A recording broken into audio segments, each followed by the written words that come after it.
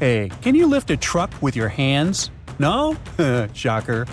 But let me introduce you to nature's original strongman, the ocean, which casually tossed 700-ton boulders around like they were pebbles during a mega-tsunami that hit Africa thousands of years ago.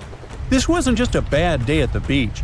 This mega-tsunami was so powerful, it made the 2004 Indonesian and 2011 Japanese tsunamis look like kiddie pool splashes.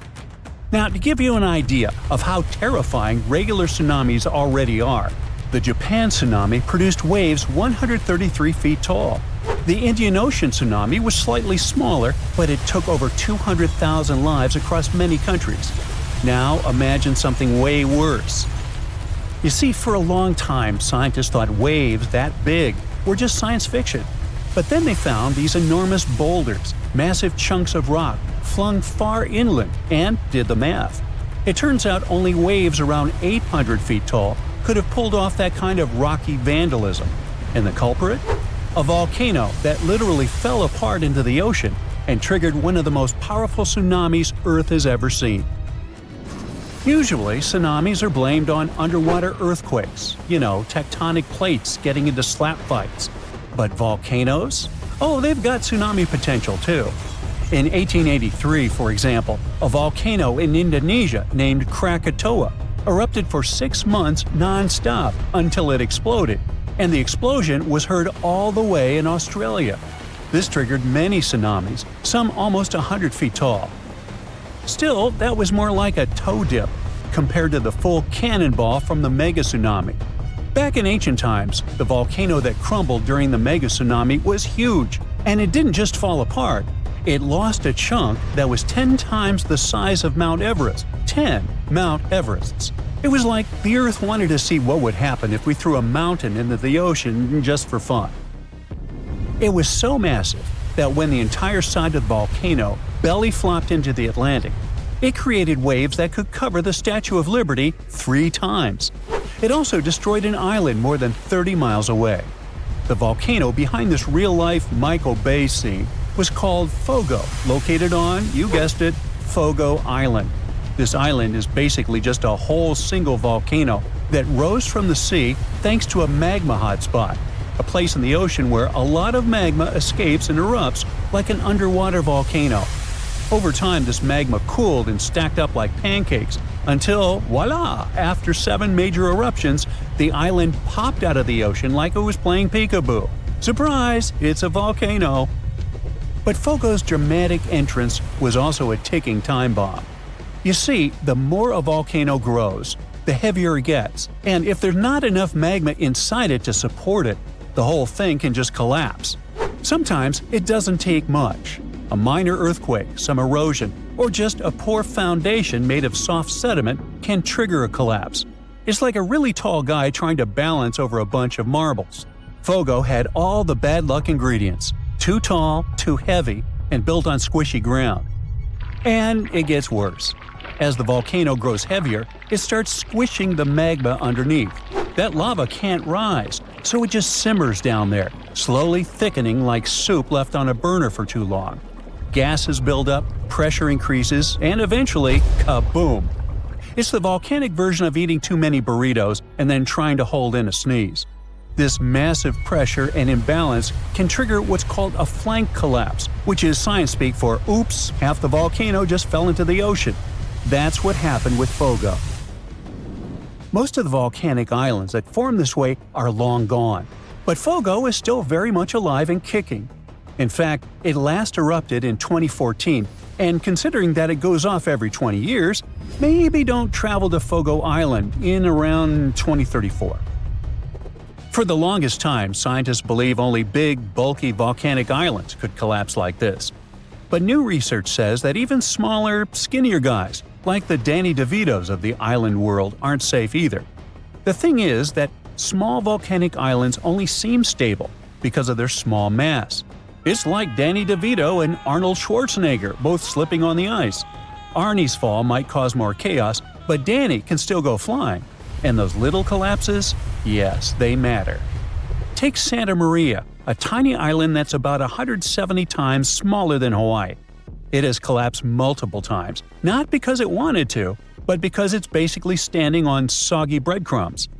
Its foundation is loose marine sediment, and to make things worse, it's sitting right next to the East Azores Fault, where 3 tectonic plates meet up for daily slap fights.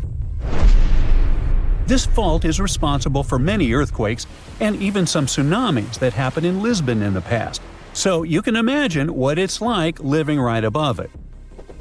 Every time the volcano in Santa Maria erupts and grows, it also sinks. But when a chunk collapses, it bounces back up like a buoy.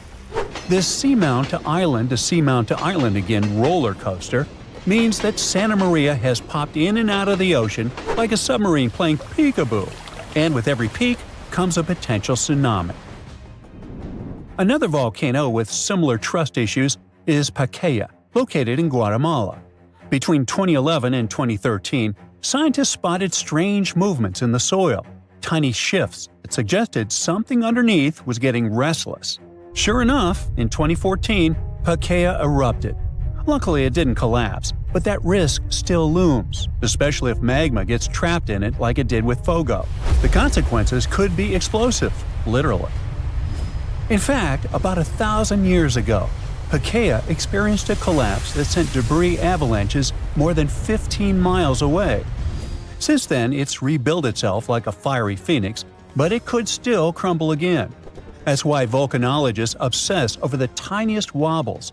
It's not paranoia if the mountain really might fall. Now you might be thinking here, okay, but that was the past. Surely that kind of ridiculous mega-tsunami collapse can't happen again, right? Well, welcome to the 21st century. Islands like Hawaii, La Palma in Spain, and various parts of the Caribbean are sitting on the same kind of geological whoopee cushions.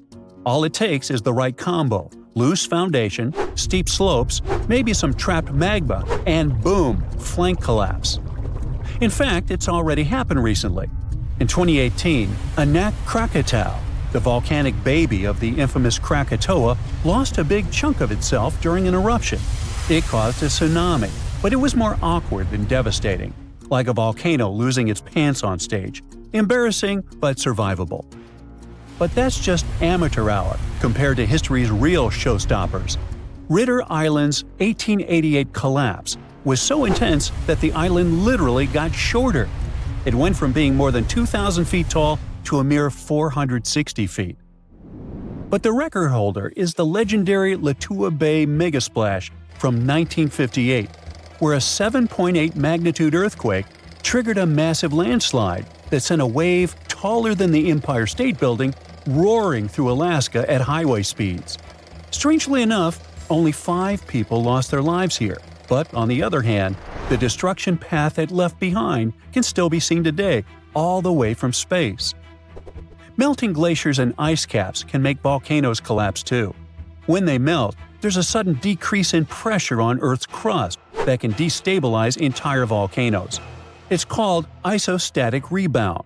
It's like suddenly yanking a chair out from under someone who's been sitting still for centuries. Whoops. Also, here's something you probably never thought you'd worry about on your island getaway.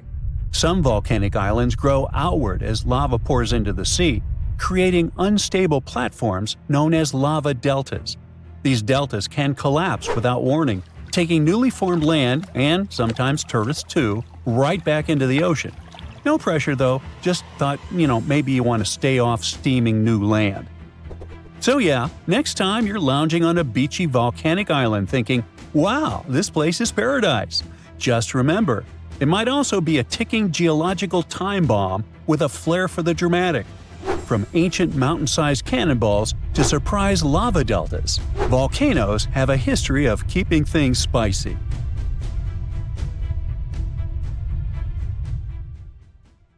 July 17, 1998. It started like a usual quiet evening in the villages along the north coast of Papua New Guinea. Then, at 5:49 p.m., the ground shook violently. Suddenly, a 7.0 magnitude earthquake struck. It sent shockwaves through the region. Walls cracked, homes trembled, and the earth beneath the villagers' feet shifted and twisted. It lasted for 19 seconds, with a depth of 19 miles and seemed like a typical earthquake. And while it caused some damage, this wasn't the kind of destruction that screamed doom. So people were tricked. They thought it was over. They didn't know that the worst was still coming. Then some villagers noticed mysterious lights. It began with a flash of red light along the horizon, a streak that looked like fire. It appeared shortly after the initial earthquake, stretching across the northern sky above the ocean. It flared brilliantly, then vanished in an instant. What could it have been? People started speculating whether it's a warning about something or just sunlight reflecting strangely. But just as it disappeared, it was followed by a loud booming sound from the sea. No one knew what that meant, and some villagers went to the beach, curious to scan the views. What they noticed there chilled them to their core. The ocean looked wrong. The water wasn't calm. It churned, bubbled, and boiled in an eerie, unnatural way. That's when they saw it. A massive wave building in the distance, rushing toward them with terrifying speed. Panic spread like wildfire. People climbed trees, pushed boats into the lagoon, hoping to escape the approaching monster. Unfortunately, it was too late. The first wave hit with unimaginable force and swept away entire villages in an instant. The debris was scattered around, trees were uprooted, buildings were displaced up to 160 to 200 feet inland. Even decades later, some of these affected villages can't be accessed by roads. At the same time, another strange phenomenon emerged. Many people described a red glow at the crest of the tsunami, as though the wave carried fire in its peak. They described an eerie glow as the wave approached the shoreline, a deep and unearthly hue, visible even from far-off places like Itape. And this was only the beginning. 2 more waves followed in quick succession. The second one was the most horrifying, from 33 to almost 50 feet high. By the time the ocean finally receded, the coastline was unrecognizable. After the waves had ravaged everything, leaving villages in ruins, the sky put on one final display. Survivors described a yellow or yellow-red glow illuminating the sky over the ocean. One man who survived by climbing up a tree saw the glow lingering over the horizon, stretching toward the direction of Arap and Itape. At Malol, the Sisters of the Mission looked out to the sea and were stunned by the surreal calm of the golden water. It was still as glass and lit by this unearthly glow. The glow was so vivid, it lit up the entire devastated landscape. Luckily, this allowed survivors to begin searching for their missing loved ones. A lot of people believe these lights were supernatural, an omen of sorts. This event ended up being catastrophic, sudden, and unpredictable. The Royal Australian Air Force responded immediately, sending in planes with relief supplies. People started an investigation. What exactly caused this disaster? Turns out, this tsunami wasn't like most others. Tsunami waves are very different from regular ones. We usually imagine huge breaking waves next to the beach. But they might first look like the water is rushing away from the shore. Stay vigilant because this is a warning sign. The water will come back very quickly and rise like a massive tide, often with devastating force. Rarely they come alone. They often arrive in a series, destroying everything along the coastline. They happen when a large amount of water in the ocean or a big lake gets suddenly pushed out of place.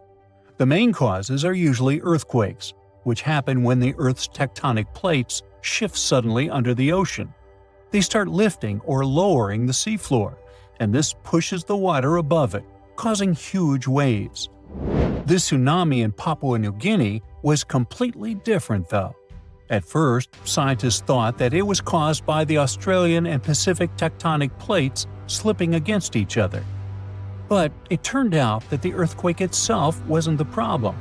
It really was pretty small. However, it had triggered a massive underwater landslide. When the seabed shifted, it pushed away an insane volume of water.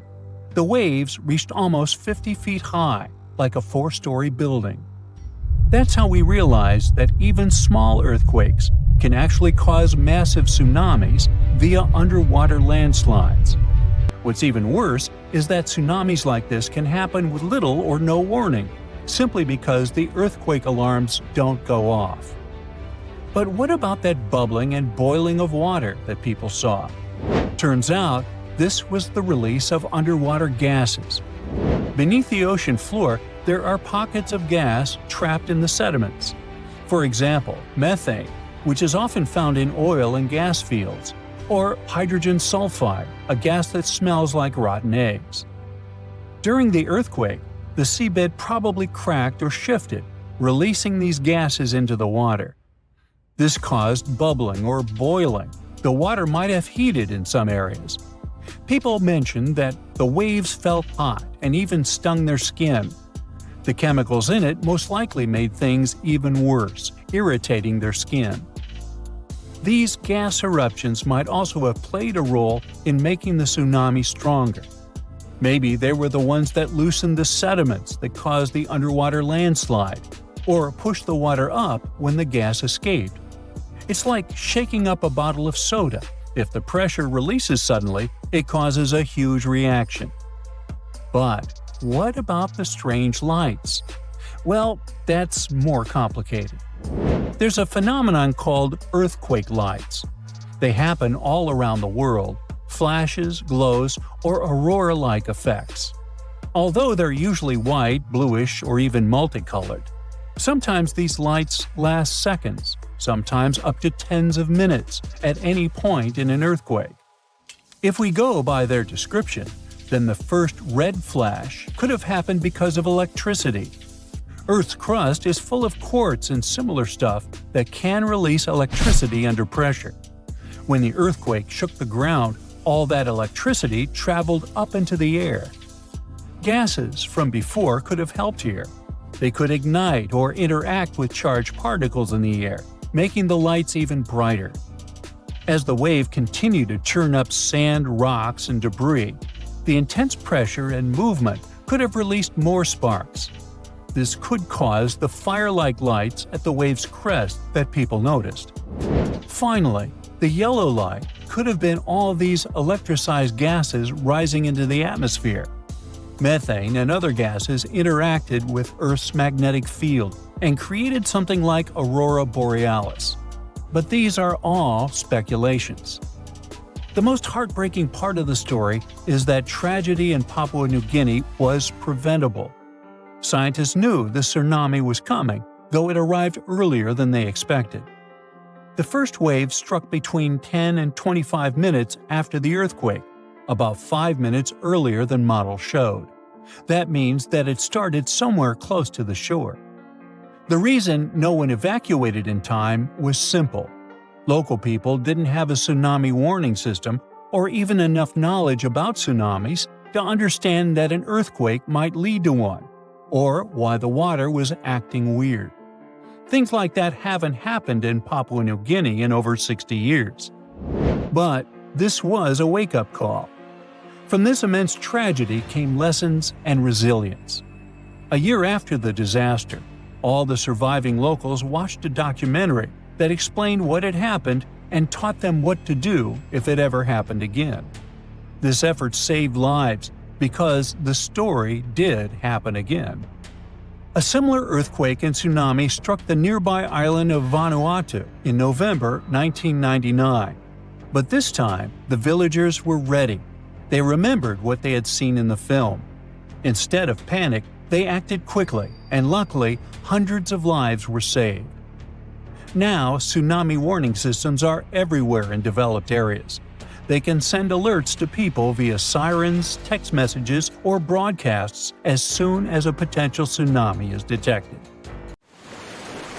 Imagine a 10-story high wall of water with a foamy white peak smashing into the shore. That's the mental image we all have when we think of tsunamis. But is it accurate? And if it is, why don't daredevil surfers ride them? That's a huge wave begging to be caught. Fear of heights, top speeds, because they choose life? Don't want to smack right into a building when that thing crashes into the shore and floods through the streets? But they're supposed to be daredevils. And how cool would it be if you, with your cheeks flapping in the wind, could ride that tsunami right into your 10th floor apartment? Just don't forget to leave the window open when you head out. No, seriously, where would anyone get the idea to surf a tsunami? I know where. Movies. All those disaster flicks depicting tsunamis as monstrous waves. It's like they cut that wave from a summertime fun surfer movie, pasted it into their own, and blew the image way up. And don't forget about that blue-gray filter. There we go, our disaster tsunami blockbuster is ready. Leave it to the filmmakers to overlook the details. Realistically, the difference between tsunamis and surfing waves is as ridiculously huge as that movie wave about to take out that skyscraper. You can surf on a massive wave, as long as it's the right kind. And that surfable kind can even be bigger than tsunamis. Some surfers ride them every year, but I'll get into that a bit later. So, what is the difference between this right kind of wave and tsunamis? Well, in surfing, every wave has a face or wall. That's the sweet spot each surfer looks for to ride down from. Like going downhill on a snowboard, only you aren't strapped to the board and there's always an avalanche behind you. And there could be sharks right under your feet, waiting to clean up whatever's left of you when you wipe out. Sorry, that got a little, terrifying. Surfing's fun, but I'll watch from the beach, thanks. Tsunamis aren't like this at all. Imagine a tsunami more like a giant tide that comes in a matter of minutes. Yes, the water will likely rise 30, sometimes 60 feet higher than it usually does. But it won't do it as a wave with that much needed wall. It'll be something like a hill of water that rolls in. Think of it like a giant gloopy lava traveling over the shore, only faster. No, even faster. Wait, that's even more terrifying than the shark thing. Never mind. For a normal surfable wave to appear, all you need is the wind to blow. Tsunamis, however, are born by some relatively rare events like earthquakes and underwater volcano eruptions. This is also where the difference in force is coming from. Tsunamis aren't always bigger than regular waves, but they are much more powerful. So every time they come, they tend to bring disaster with them. When an underwater earthquake happens, it produces unbelievable amounts of energy that literally punches the water. This energy has to go somewhere, and that somewhere is towards the shore in the form of a tsunami. In fact, next time you're doing the dishes and in need of some fun, you can make your own mini tsunami. Just place your hand fully underwater and move it up and down, even just a little bit. You'll see ripples on the surface. This is what happens in the ocean after an earthquake, but on a much larger scale. Tsunamis gain incredible speed from the ocean bed moving or shifting up to 200 miles per hour. So those things hit land going as fast as an arrow through the air? Well, that's why I said cheeks flapping in the wind as you ride that gnarly wave. But no, seriously, they aren't going nearly that speed when they crash onto the shore. They lose a lot of that energy as they meet the rise of the ocean floor near the coastline and any underwater obstacle in their path. When you surf into your apartment window, you'll only be going about 30 miles per hour. They might slow down, but the wave grows bigger as it gets closer to the coast. Mega-tsunamis are those 100-footers that'll get you into your 10th floor flat. The average height for most is only about 10 to 30 feet. Yeah, only. Compare that to a normal surfing wave. It's usually 6 feet high and only goes about 13 miles per hour. That's why tsunamis are still fast and big enough to cause major damage. But the surfing ones are no walk in the park either. Those kinds can be dangerous too. Just like tsunamis, wind-driven waves will rise when they hit an underwater obstacle near the shore. This obstacle, be it an underwater ridge or coral reef, is the main source of danger for surfers. If a surfer can't hang, they'll be dragged into the deep where sharp reefs lie. That and hitting the water doesn't exactly feel like a gentle pat on the back for a job well done. Okay, I get it. You can't surf a tsunami. But we're in what-if territory, where the rules don't apply, and my imagination likes to run wild. So let's have some fun tackling this challenge. First things first. Since the tsunami isn't a usual wave, we need to find a way to turn it into a surfing spot. Somehow get it to form a wall. One thing that could work is an artificial obstacle under the water that'll be specifically designed to strip the tsunami of its monstrous energy. Sorry, we'll lose some of that epic speed, but we need to make it rise higher. The obstacle will have to be a massive structure, but still deep enough that our surfer doesn't bonk his head if he wipes out. Next, we need to take further safety measures. In this case, some sturdy gear. Typical surfing wetsuits are made of neoprene, a flexible material that can protect you only from cold water and help you stay afloat. But lucky you! A new technology recently emerged, a wetsuit that can resist a shark bite. It's like Kevlar vests in a way.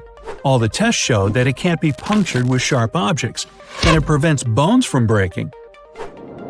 Unfortunately, bruises from blunt impact are inevitable. It's tsunami surfing we're talking about after all. And finally, the board itself. If riding a normal surf wave is a fair challenge of your sense of balance, then keeping yourself on that board while riding a tsunami might just be impossible. Remember what if? Okay, let's throw some stabilizers on that bad boy. There, now you're ready. You're ready, aren't you? Don't chicken out on me now. Come on, people have done this. They do it all the time in Nazir, Portugal. Well, they don't surf tsunamis, of course, but big wave pro surfers go there every year to challenge Nazir swell. And this 30-foot tsunami you're about to ride is just a pup compared to the biggest wave ever surfed. It was 80 feet high, more than twice the height of a telephone pole. Brazilian pro surfer Rodrigo Coja broke this record in 2017. Maya Gabeira set the women's record by conquering a 68-foot wave in 2018. And I don't think that's the limit, because waves in Nazir can reach 100 feet at times. Hey, the reason why waves in Nazir are so big lies deep underneath the ocean surface. This place has one of the largest underwater canyons in Europe. It's a 140-mile-long, 3-mile-deep gash in the seabed that pushes insane amounts of seismic energy to produce massive waves by the time they hit the shore. The canyon alone triples wave heights here, but there's also strong ocean currents and powerful swell winds in this region. So, it's like the perfect storm for surfers who like a real challenge. In 2020, strange signals from deep beneath Antarctica sent shockwaves through the news. Within days, headlines exploded. NASA had found a parallel universe where time runs in reverse. But what really happened? And what did scientists actually detect? Well, this story is a case of madness, misunderstood experiments, and the human need to believe in mystery. Even today, every few months, someone reposts a headline screaming that NASA found a parallel universe in Antarctica. A universe where time flows backwards, and people believe it. But no, NASA didn't find a mirror world under the South Pole, or some sort of a backwards reality where people age in reverse or speak in rewound sentences. They did find something curious, though. Here's what actually went down. Scientists were flying a strange-looking instrument over Antarctica called ANITA, short for Antarctic Impulsive Transient Antenna. ANITA is a machine that floats over Antarctica, basically a giant balloon with antennas. It listens for tiny space particles called neutrinos. Neutrinos are super small and ghost-like. They have almost no weight and go through stuff like it's not even there, even entire planets. Usually, these neutrinos come from space and rain on Earth from above. Most neutrinos, the common low-energy ones, just fly right through the Earth like it's air. They're like tiny bugs flying through a chain-link fence. There are some very high-energy neutrinos, though. They're super rare and they interact a bit more often with matter, and they can get blocked. If high-energy neutrinos hit something dense enough, like the rock and metal inside Earth, they might finally bump into a particle and get absorbed. That's more like fast tennis balls that hit the fence once in a while. Low-energy neutrinos, which are everywhere and pretty harmless, are pretty undetectable. But these high-energy guys are exactly what ANITA can detect. When they slam into ice, they send some radio waves that are easy to listen to. This faint radio signal is called the Askaryan effect. And yep, that's exactly why ANITA is flying over Antarctica. That's because the ice is pure, dry, and quiet. It's perfect for catching those rare signals. So, what did ANITA detect? It detected something rising up from below the ice, like a high-energy neutrino coming from the Earth. What? Okay, let's think logically. Maybe it started somewhere in the north, traveled all the way through the Earth, and popped out the other side. Still, that's super weird. That's not supposed to happen. Neutrinos with that much energy should have been stopped inside the planet. Like we said, get absorbed. So, scientists caught a little bit of a brain bug. That shouldn't be possible with our current physics, unless something we don't understand is going on. And when you're faced with something bizarre, you explore all options, even the wildest ones.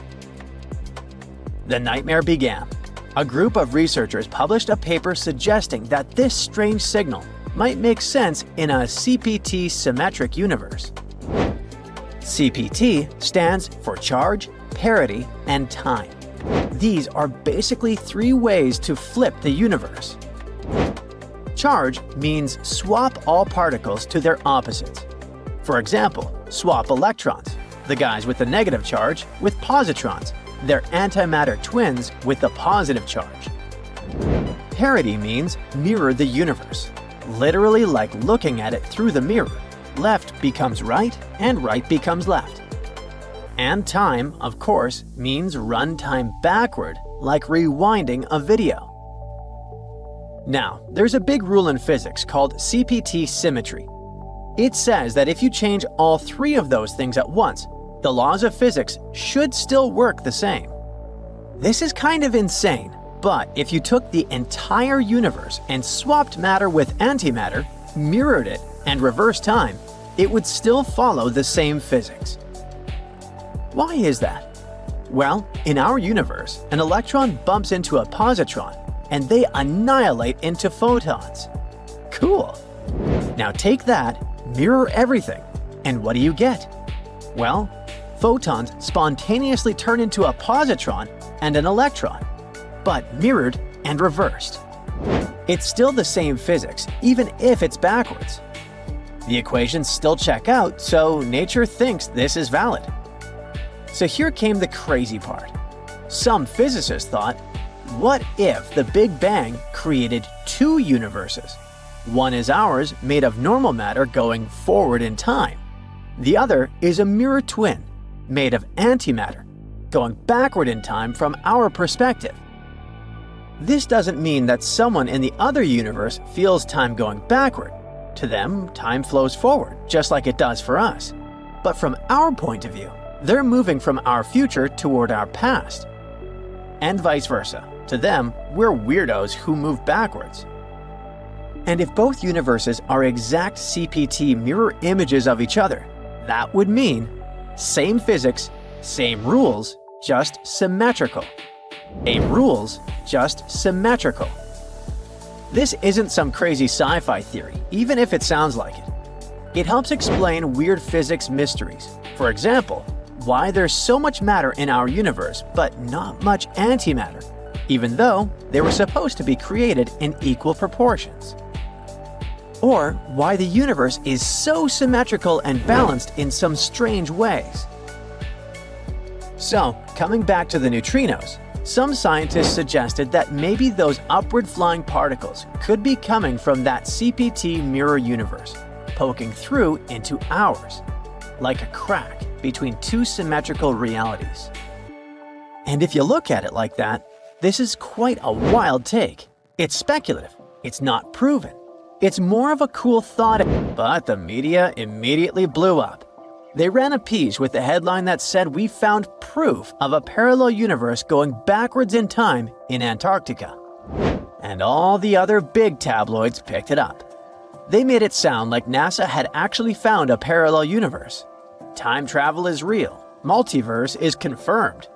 Meanwhile, people who worked directly on Anita immediately caught brain damage. They tried to jump in to say that's not what happened at all. They explained that the signals were unusual, yes, but there were plenty of normal explanations that didn't require rewriting the laws of physics. It could even be just an experimental error.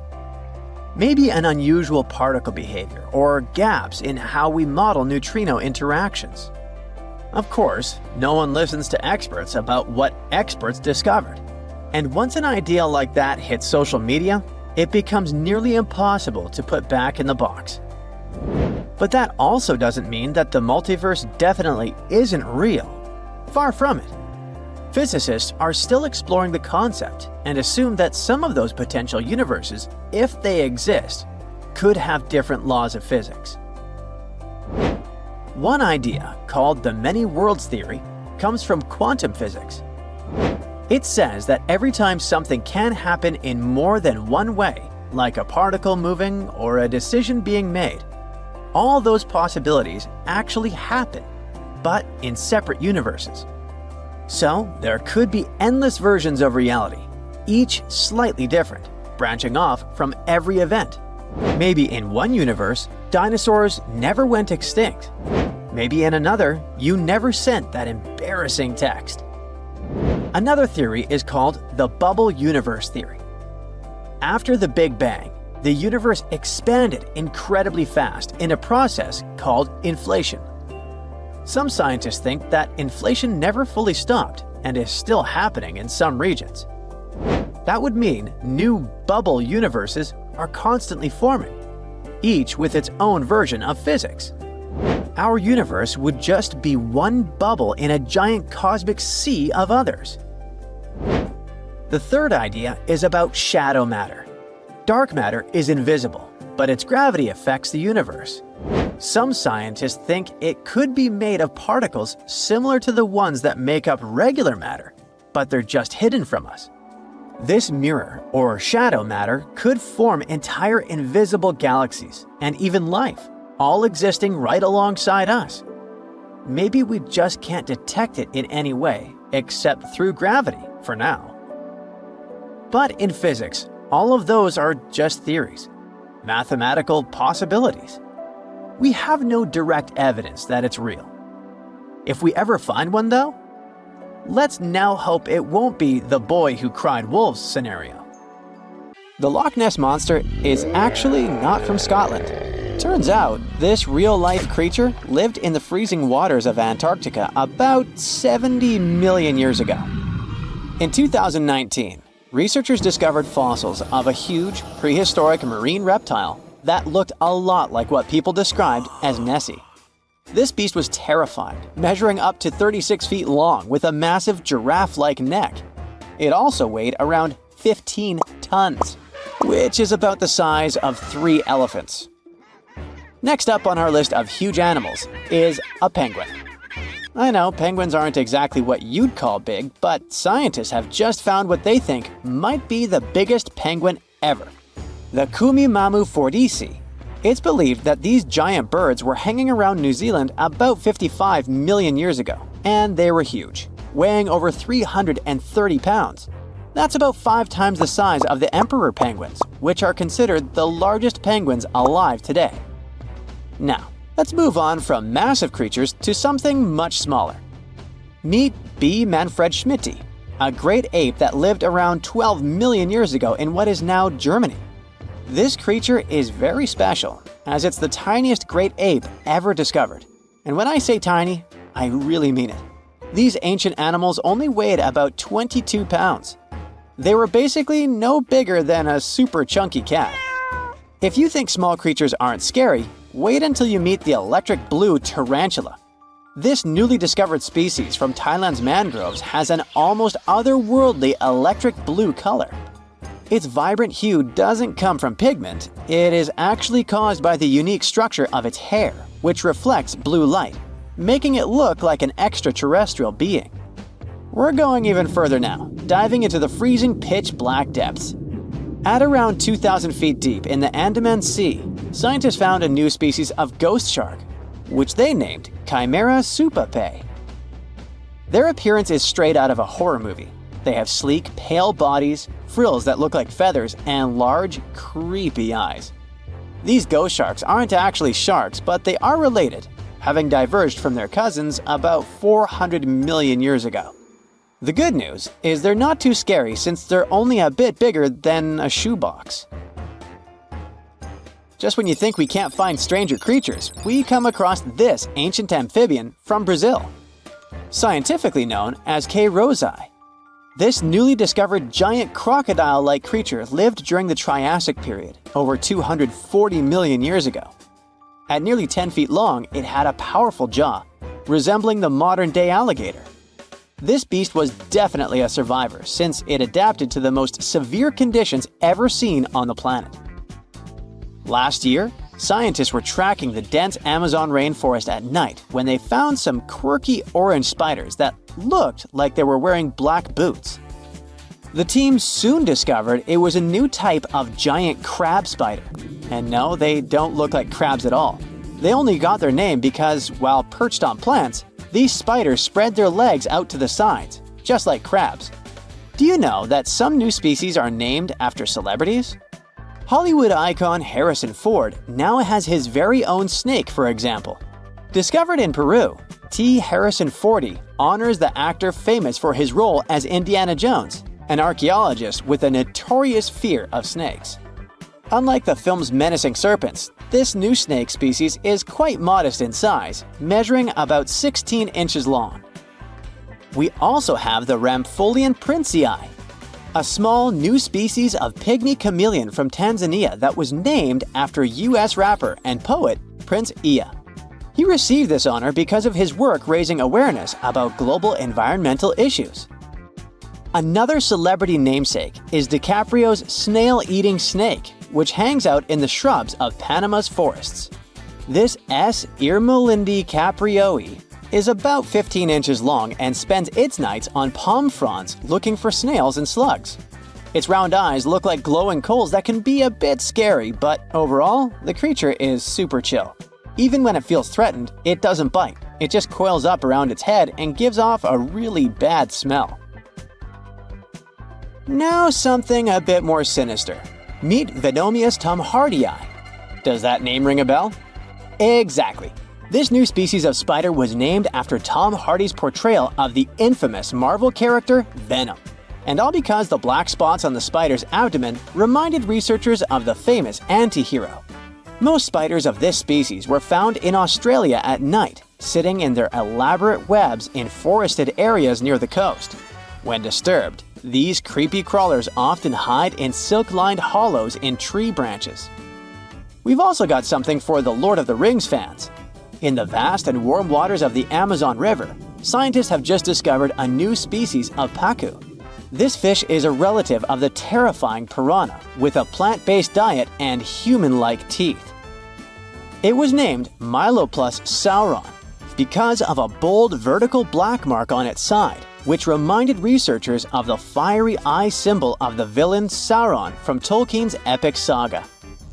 Wait, is that a tanned capybara or a wild dog? Well, actually, it's neither. This is a newly discovered dwarf deer. This tiny creature, about the size of a basset hound, scurries through the forests of Peru. The combo of large eyes, stocky body, and short legs makes this animal simply adorable. This cute little deer is the complete opposite of what we've got coming up next. This bizarre-looking creature is what we believe the beast of 5 teeth might have looked like. Its fossils, found in Chilean Patagonia, showed that it lived during the age of dinosaurs, about 72 million years ago. This finding is just another piece of evidence that mammals had been roaming around that part of South America much earlier than we thought. Moving from the forests of South America to the deserts of Australia, we come across a sand dragon lizard, known scientifically as Ctenophorus tayacalpa. With its sandy color and long, lean body, this lizard looks like it could star in a Dune movie. Discovered last year, this sand dragon lizard blends in perfectly with the hot sands of the Great Victoria Desert in southern Australia. For over 10 years, a large-eyed creature managed to hide from scientists who ventured into the mountains of southwestern China. But not this time.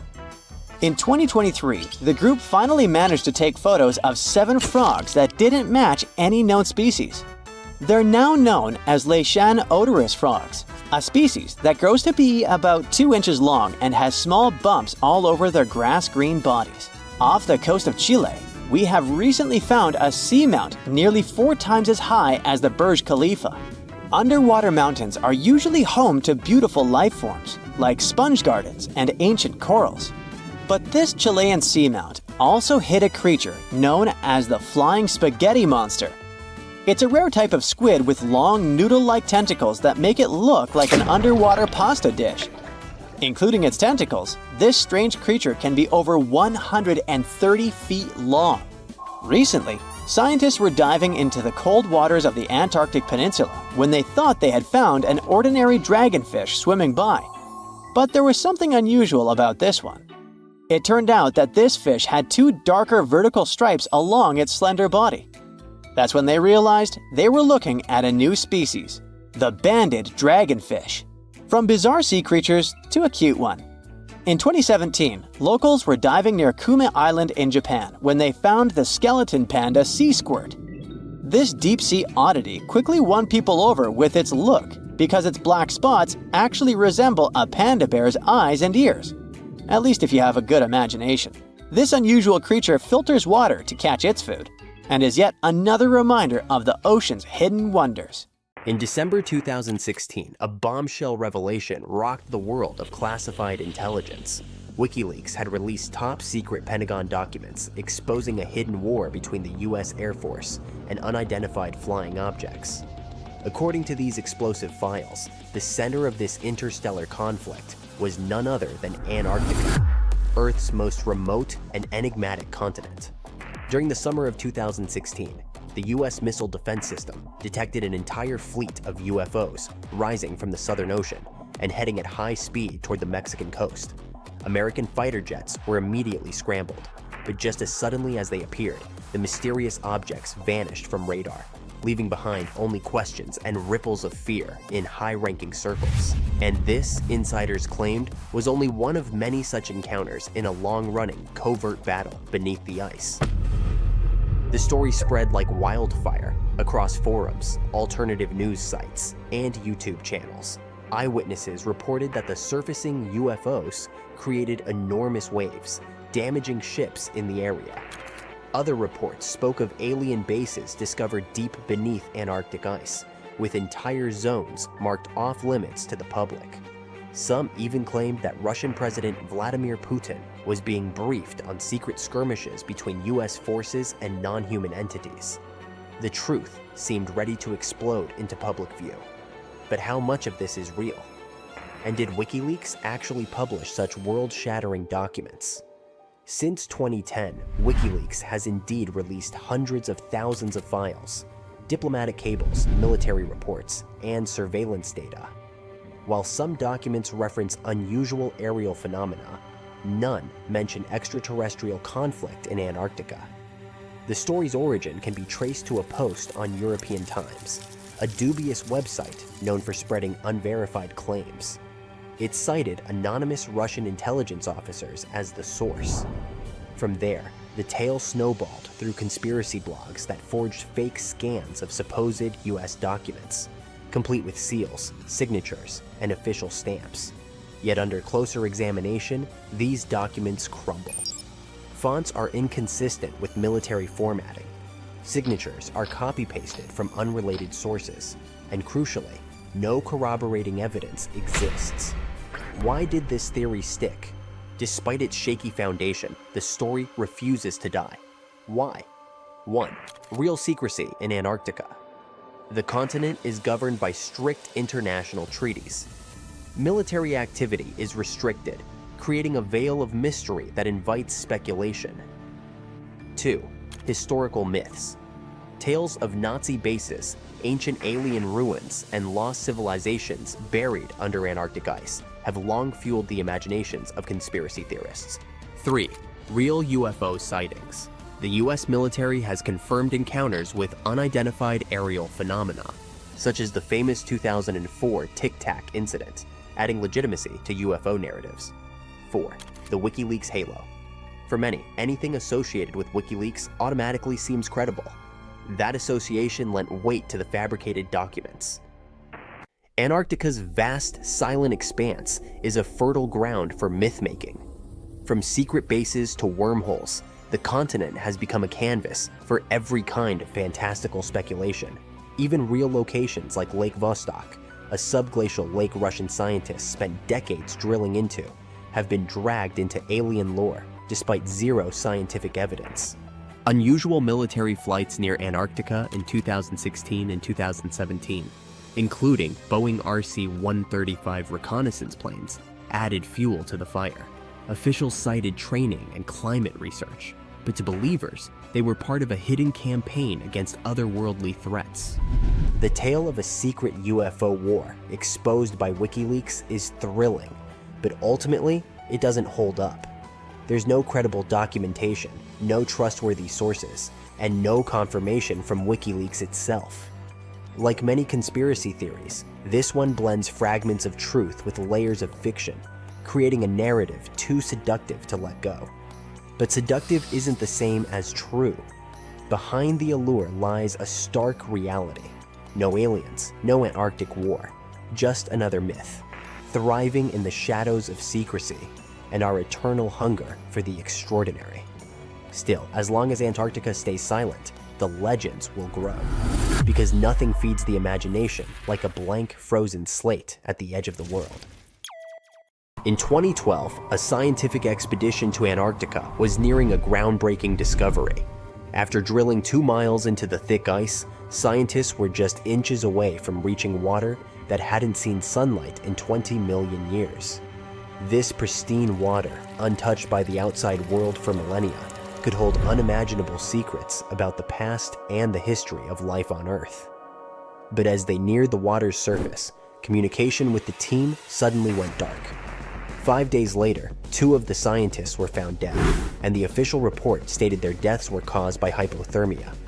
However, there was a witness who suggested that the story was far more complicated than it appeared. Antarctica is unique in many ways. It is not owned by any country, and the laws governing its land and research are controlled by the Antarctic Treaty, which heavily regulates access to the continent. Visitors are restricted to specific zones, and they are required to be accompanied by an approved escort to ensure they don't stray into areas that are off limits. While these regulations are presented as measures to protect the fragile environment of Antarctica, many insiders believe there is another, far more sinister reason for the strict control. Something dangerous and far-reaching lies buried beneath the ice. In February 2021, a chilling image appeared on the paranormal board of 4chan. A user posted a screenshot of Google Maps showing a bizarre shape in the frozen landscape, what appeared to be a massive, spider-like creature. At first, people dismissed it as a hoax, a product of imagination or digital manipulation. However, things took a strange turn when Anton, the son of a former Navy lieutenant who had been stationed at McMurdo Base in the 1990s, posted photographs of his father's military memorabilia. His father, Joe, had uncovered strange and disturbing occurrences in Antarctica, especially in a restricted zone to the east of McMurdo. Joe had attempted to inquire about the area, but he was met with resistance and told that the information was classified. Anton revealed the coordinates of the location, which, when checked on Google Earth, displayed blurred images. Joe's first night at McMurdo was marked by a mysterious event that would haunt him for years. Soldiers arrived at the base carrying a man who was critically injured. The injuries were too precise, too unnatural for a simple animal attack, and the soldier who brought him in was in a panic. The soldier muttered something about releasing something we shouldn't have. When Joe pressed for more information, he was met with hostility, and a gun was pointed at him. The soldiers refused to speak further on the matter. This encounter was only the beginning of Joe's unsettling experiences at the base. By the early 2000s, reports started emerging from a Japanese ship patrolling the Antarctic waters. The crew claimed to have spotted what they initially thought was an iceberg, until it began to move. The object, which was 60 feet long, had pale skin and large black eyes, features that seemed otherworldly. Some of the crew reported seeing arms, hands, and fingers on the creature, while others insisted it had a long tail resembling a mermaid's. This mysterious creature, later dubbed Nanon, would occasionally surface to observe the ships before vanishing again into the icy depths. In 2007, a satellite image surfaced, showing something large moving beneath the water near the Antarctic coastline. Cryptozoologists and conspiracy theorists alike were quick to speculate that this could be an intelligent species, long hidden from humanity in the frigid, dark depths of the Antarctic oceans. Some even suggested that it might be the product of a secret, sinister genetic experiment, a hybrid of whale DNA and human genetics, designed to create a creature with abilities far beyond anything nature had intended. As Joe continued his investigation at McMurdo, he began to notice an increasing number of soldiers arriving with strange, precise injuries. These wounds, too perfect to be the result of animal attacks, were attributed to encounters with creatures known as striders. The striders were massive, terrifying entities capable of leaping across the icy terrain in incredible bounds. As Joe dug deeper into classified files, he discovered links between Antarctica and secret military operations. It appeared that the striders were part of a covert project that involved breeding super predators, creatures designed to carry out specific, highly dangerous missions, including human trafficking. The secret research facilities that Joe uncovered were breeding these creatures in hidden laboratories deep beneath the ice. Joe's investigation revealed that the goal of this breeding program was not just to create a terrifying monster, but to use it as a tool for trafficking humans across borders. He uncovered evidence of a global human trafficking network, with shipments of people being sent to various parts of the world. This secret operation, which had connections to powerful governments and organizations, was operating under the radar, its full scope hidden from the public eye.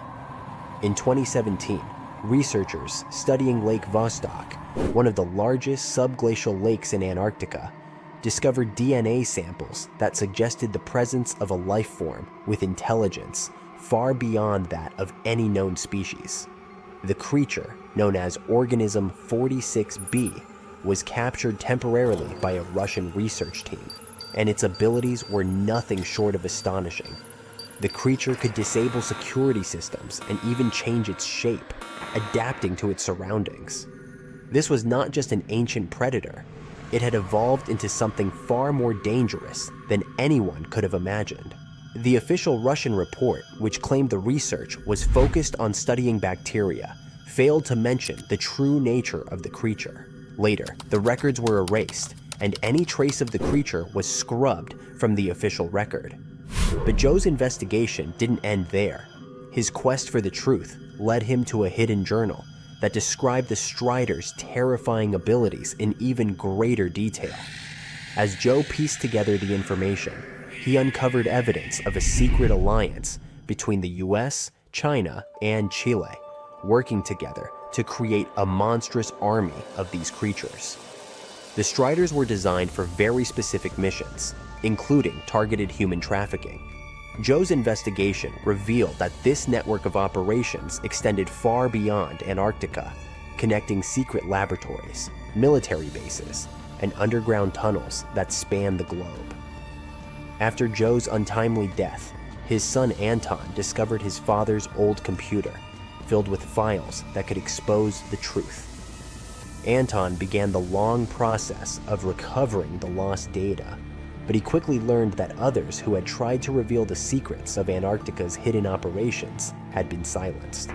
Anton's final post was a desperate plea for help, but just days later, he vanished without a trace.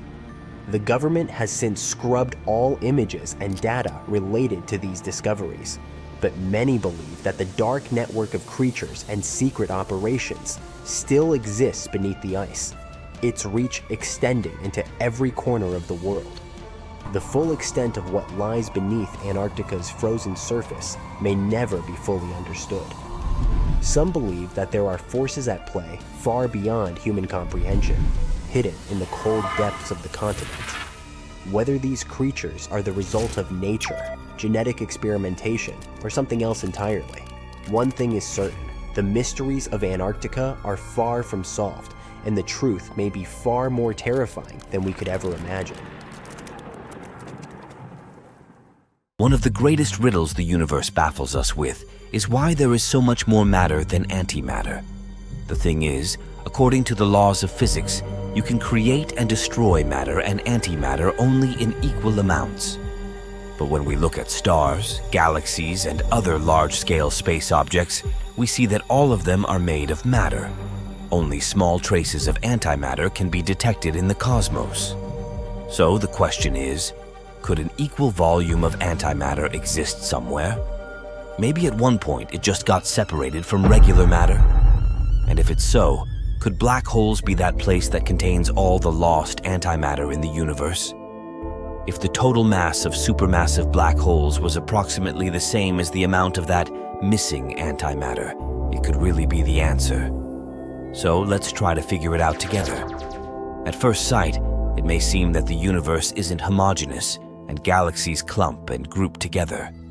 But if you look at it on a very large scale, you'll understand that the universe has the same properties everywhere. If there was a galaxy made out of antimatter instead of regular matter, we would spot a great number of matter-antimatter annihilation signatures.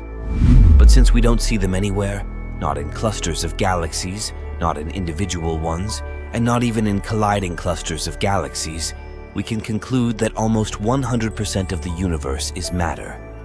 But this is kind of confusing because, according to the current laws of physics, there are no mechanisms that can create more matter than antimatter. Let's take quarks, elementary particles that are building blocks of all visible matter in the universe. Every time we create a quark, an antiquark also forms. And when a quark is destroyed, an antiquark stops existing too. The only way to create more or less matter is to make equally more or less antimatter. The only seemingly logical explanation can be that in the universe's past, more matter than antimatter was created. In the standard Big Bang picture, when the universe was in its early stages, particle-antiparticle pairs of all known and yet to be discovered particles appeared in tremendous abundance. All because at high temperatures and densities, new particles-antiparticles can be produced spontaneously from pure energy. Then these pairs annihilate, producing pure energy photons again. When the universe cools down, it runs out of energy to create new pairs, and the annihilation process becomes prevailing. But what if, at one point in the early universe, something made antimatter collapse into black holes while leaving regular matter behind? After all, we have discovered quite a few ancient supermassive black holes. But then, there's a theory of direct collapse. According to it, some black holes don't need stars to run out of their space fuel and go supernova. Instead, they simply collapse. This process could create seeds, large and fast enough to grow into the young quasars we see today. According to some theories, quasars contain massive black holes. So we can most likely rule out supermassive black holes. But there are also hypothetical primordial black holes, They're often viewed as candidates for dark matter. These holes, if they exist, can't be too light, otherwise they'd have decayed. Neither can they be too heavy. This way, we'd have already spotted them. So most of the possible mass ranges allowing for primordial black holes to be the missing antimatter are already ruled out or very tightly constrained. But in any case, astronomers have managed to estimate the total mass of all black holes in the universe, and it turns out to be approximately 0.007% of the total energy in the universe. And given that there's around 700 times as much normal matter as there are black holes, we can make a disappointing conclusion. Black holes can't be where antimatter is hiding. Neither can antimatter form black holes. The universe somehow managed to make more matter than antimatter at some point in the past. That's actually why we appeared in the first place. But how exactly it happened still remains one of the biggest mysteries in physics today.